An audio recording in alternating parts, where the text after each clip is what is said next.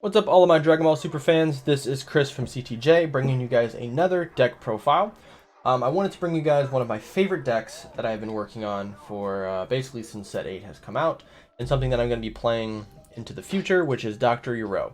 I know it's not one of the most popular leaders, and it's sort of a weird niche leader because of the effect between the Awakened side and this. If you guys have played this game before, you guys will know what I'm talking about. It is a really fun leader, very control heavy, but I have created a very fun and different aggressive version of this deck that I feel is going to do very well. Now, I will put a disclaimer. Some of the cards that I really need for this deck I do not own yet, but I will be putting a little area at the end of this video where I'll just talk about what cards I think would be very good in this deck. Now, so before we get into what the Euro's lab does, we'll go over what the leader does. So this leader here has two autos on the front side. One, when you play this card in the leader area, this comes out for free, gets played in the battle area.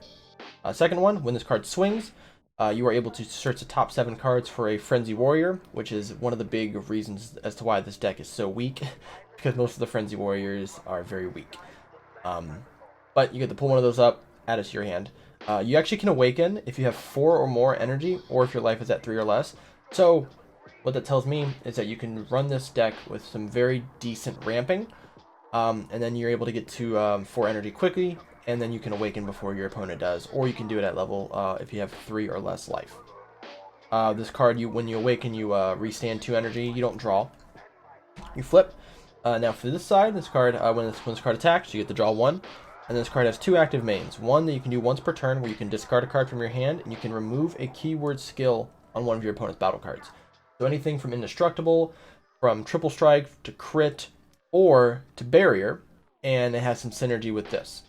The second one, once this lab has accommodated 17 cards underneath it, you can activate this other main, and you automatically win the game. So very similar to, I believe it's Set 1 or Set 2 Blue Beerus, where if you get a certain amount of energy, you basically win the game. So for this has 2 permanents.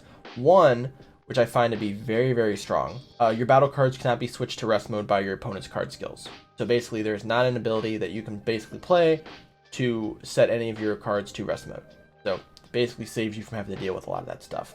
Also, this field card cannot be removed from the game by your opponent card skills. So this card is here to stay unless you remove it, which if you do, you're not playing the deck right.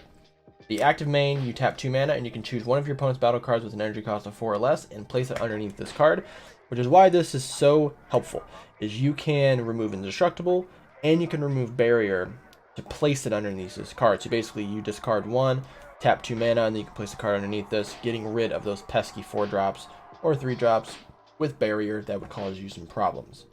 So we'll get into sort of the meat and potatoes of this deck. Now, this deck here I have been playing with and testing for quite a long time, and I decided that the deck that I was running a lot of these Frenzy Warriors.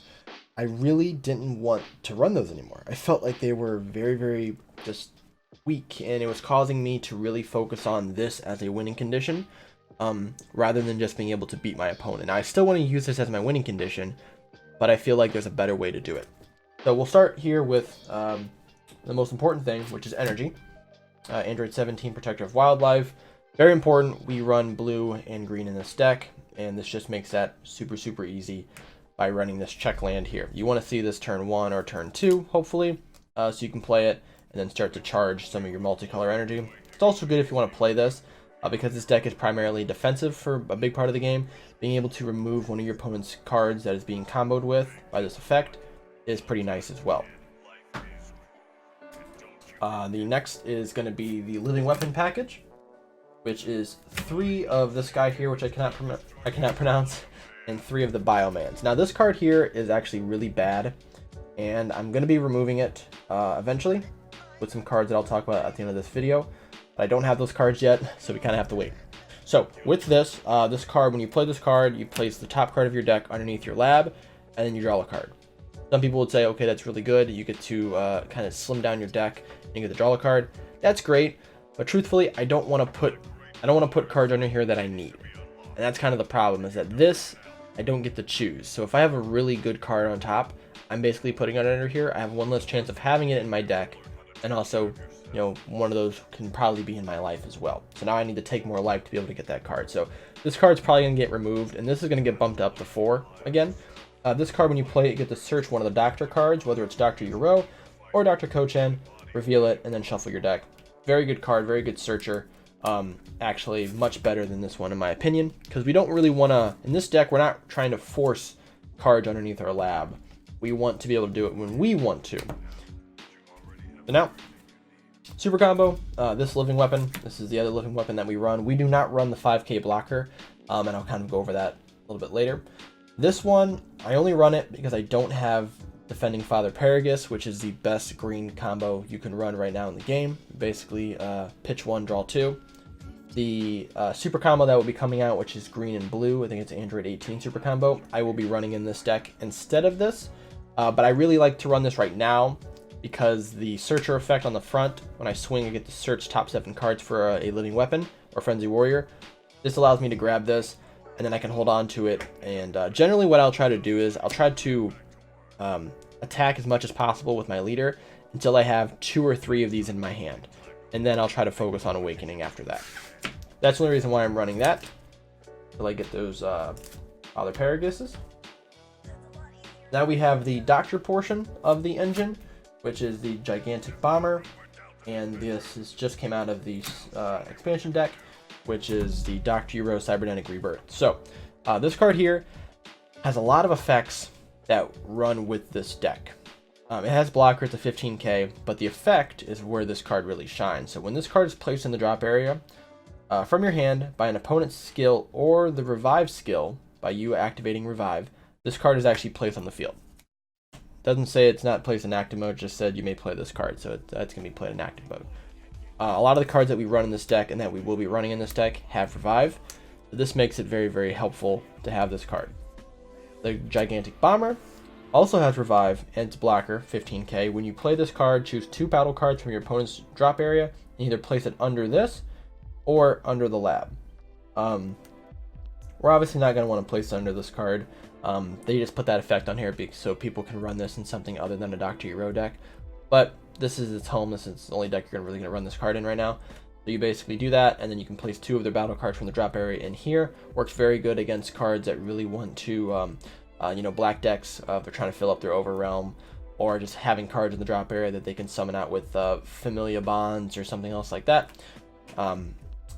And has pretty good effect there and synergy with the rest of the deck. Go into the cheeky package that we run, which we run 3 of the Sun Gohans calling for help. Searcher, top 5 cards, look for a green or blue Goku or Piccolo, shuffle, add it to your hand. Not much to really say about that card, but that card helps us grab these bad boys out. So I am going to be running 4 of these. I only have 2 of each right now, but I already ordered them, so I'll be running 4 of each of these. So we'll start with this one. This is more of the defensive card, the defensive Goku for the deck, and this one is more of the offensive one. So with this, this has revive, and you actually can KO this card and negate an attack from a opponent with an energy cost of 6 or less, which is most cards in the game. So you can actually negate this. You actually can negate a lot of early game and mid game attacks, even late game, just by negating this, just by KOing this card. Now, when you KO revive cards, you can pay the revive cost, which is for these are blue and green, to basically pull this card back out to the field. Now, what card do we have that has some synergy with that, where we can actually drop a card to play that? So hypothetically, if you have one of these in your hand, you KO this card, kill it, drops in the drop area. You actually can drop this now in the drop area, pull Kaio-Ken back out, and because you fulfilled the requirement of this card by playing this card from a revive skill, you can play this card out now too. That's why I want to run 4 of each of those. Just gives me I can go very wide very early, especially if I have multiple of these cards in my hand. This is why I have them. So if I have one of these cards out, or 2 of these, let's say I have 2 of these, which doesn't happen all the time, but let's say I have 2 of them. I have 2 of these in my hand. KO that, can kill it, can summon out that and that. I can use that to block, summon out that. Chances of that happening very slim, but you guys can see I can do this multiple turns to where I can just negate an attack and just play out a blocker and just keep it up. And also you can do it with, if you have one of these out as well, you can KO this, bring it back with Revival, and then bring out one of those. So, very, very helpful. Now we have the offensive part of the build, which is the Sun Gohan, or Sun Goku Spirit of the Planet. As Revive, this card can be hard casted or can only be played by using the Revive skill. You can't use any sort of other special summonings to bring this card out, which is fine because we're going to hard cast it most of the time anyways. So with this card's effect, it has an active battle effect, which costs 1 blue and 1 green. And once per turn, you can actually give this card 10k and triple strike. That's pretty good for a 2-drop. So a lot of the times, I will use this card. I'm going to mainly use it on offense, but I'm going to try to use this to get as much damage into my opponent as possible without having to play out a lot of cards. I want to try to keep my hand really big because we're going to be doing a lot of defensive stuff with some other cards we have in the deck. And to be able to keep our energy up, which we have some cards to do that, just having this out so I can just tap 2 and then just triple strike somebody. So that way it kind of gives us a little bit of hand control. They have to burn cards in order to block one of these. And that's why we want to run 4 of these. Generally, we're not going to revive these once they, unless we absolutely need it when our hand's really, really bad. But it's just nice to have that if we do need to revive it, we can, and also, you know, use the blocker play with the Cybernetic Rebirth as well. Now, for the second part of this package is the Piccolo Package, and we run 3 Frenzy Warriors, which is the other Frenzy Warrior, and then we run 1 Kami's Power Piccolo. I'm going to be getting more of these. I would like to run 3 of each of these, but till that point, we're gonna run the 1. So for Frenzy Warrior, this has Deflect, and it has a Bond 3. So this card is a Namekian and a Frenzy Warrior. So it doesn't really specify what it needs to have a bond with. So what that means is that we actually can have, you know, 2 Frenzy Warriors out and throw Piccolo out, or we can have a Namekian and this and another Frenzy Warrior, and then it would fulfill the cost here.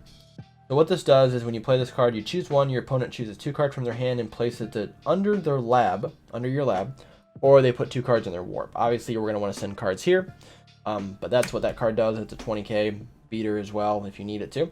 And then Kami's Power Piccolo has Barrier and Double Strike. This is basically a simulated ability, the weak version of simulated ability. This card has a bond 2 with once per turn. You can choose one of your opponent's battle cards and KO it. I would really like to run 3 of these. Personally, I would like to run 3 assimilated abilities and 3 of these, but since I don't have that card yet, kind of have to make do with what we have right now. But this seems to be pretty good. The ratio is not amazing. I have 4 of these that I could run, but I only have 1 of these, so I kind of just wanted to keep it really slim compared to the other stuff that I have in the deck. All right, now we get to the final part of the Doctor build, which is Dr.Uiro's Destruction Beam. This is the big boy. This is what most people are going to be running. In the Dr.Uiro deck, it has Blocker and Deflect. It's a 6k 25.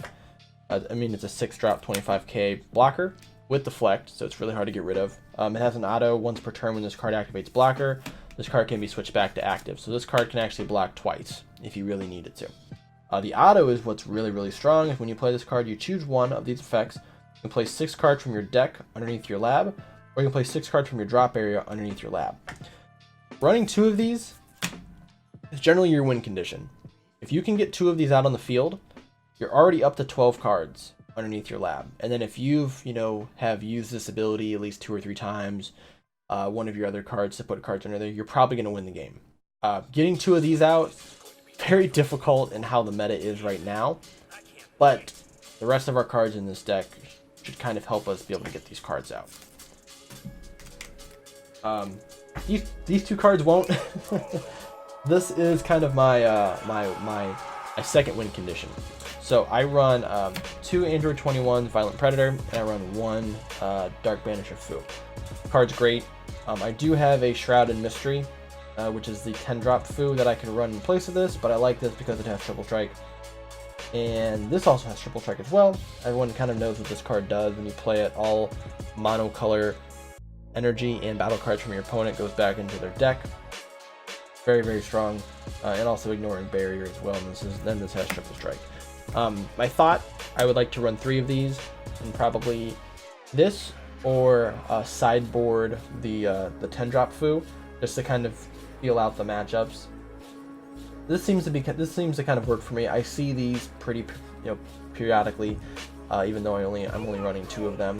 Like I said, I may boost this up to 3. This is sort of my second win condition if I'm not able to get the cards I need to place underneath my lab, mainly the destruction beams or the Piccolos. I'm not able to grab those. Now for the extra part of the deck, we run 4 Sensu Bean, since we have a lot of blue stuff. This is awesome. We want to play as defensive as possible for the mid game, kind of burn through as many of our opponent's cards as we possibly can by using these to restand mana and get a little bit of a defensive boost. We run 2 Shocking Death Balls since we have a green leader, negates, and then you can KO a card with 2k or less. We run 2 Whist Coercions, gives us a negate, and then we get to restand the mana as well, just to keep our defensive or our offensive combos alive. And we run 2 Hidden Potentials. This is a very, very good card. Thought about running more of these. I just don't know what I would take out of it. If your leader's green, you basically get to send a 4-drop that's being played to the drop area, and then you can choose one of your blue-green battle cards and switch to active mode. Just another way to keep some combos alive if you're trying to stay on the defensive. Now, for sideboarding, or just for cards that I would like to add to this deck, like I said, Assimilated Ability is probably the best one that you should add to this deck, as well as maybe some Android 16, the Amplification Energy, which I have 2 of. I couldn't fit them in this current format of the deck, but once we get some better cards, these will be removed. We will not be running those 3. We probably won't even be running these.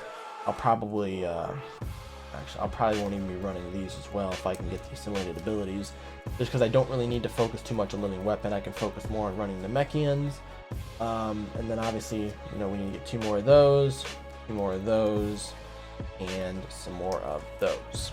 But this has been my Dr.Uiro's deck profile. Hopefully you guys enjoy this. Give me some comments, some advice down in the comments below if you guys want to, and hopefully you guys like this as well. Run this deck. It's not too bad. It's a fun, different variant outside of just running the same stuff that everybody else is right now. Like, comment, subscribe, let us know what you guys think, and we'll see you guys in the next deck profile. Have a good day.